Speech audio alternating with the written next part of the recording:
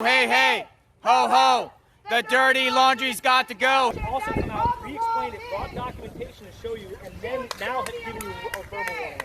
Because of their involvement in the Gabby Petito case, the Laundrie family has become public enemy number one. A lot of people have their suspicions about the family, and I can't say I blame them. There's a lot about the story here that has too much to do with the family and their involvement, and people want answers. That's why there have been protesters outside of the Laundrie family home. Though technically anyone has the right to protest whatever they want, in this case the police had to step in and break up the crowd. On Saturday, October 2nd, there were a group of people gathered outside of the Laundrie family home where a makeshift memorial for Gabby had been set up. But one person seemingly took things too far because at the memorial, they brought a megaphone and started talking to the Laundries directly, chanting things, demanding that they turn over their son to the police, demanding that they be truthful with the police, and stop hiding from the public. The Laundries have been quite secluded since the whole story broke, and especially after their son Brian became a wanted fugitive for his suspected involvement in Gabby's death. When police were called to the protest, no charges were laid, and the protesters basically got a stern talking to by authorities. But the call seemed to have come in because a man with a megaphone was violating a noise ordinance that had been placed in the area. From recorded police footage of the incident, the officers are heard telling the protester, quote, "You have to have a permit from the city in order to use a loudspeaker/PA system out here, especially when it pertains to a residential area. The first fine is $50, the next one is $150, and it goes on to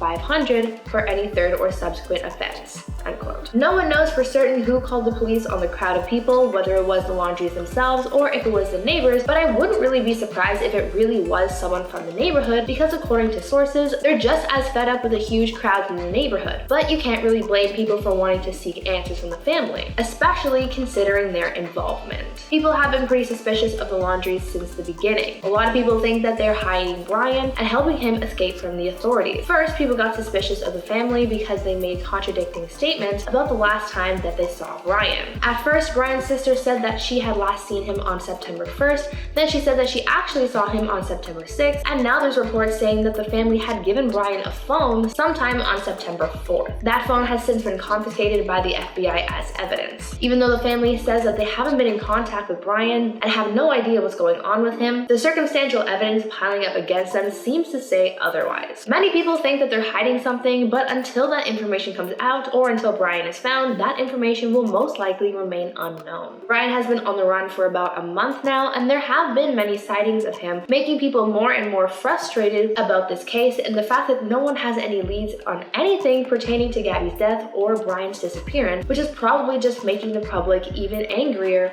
with the Laundries, adding to the protests. I feel like this is still very early on and things could get even more tense, but we'll just have to wait and see how things play out. Now, I want to know your thoughts on the Laundries. Do you think that they're as involved as people think they are? Do you think that they know what happened to Gabby? And do you believe that they are actually hiding Brian? Let me know your thoughts down in the comments. Anyways, that's it for me. I've been your host, Brie Room, and until next time, stay safe, make good choices, and I'll see you guys next time.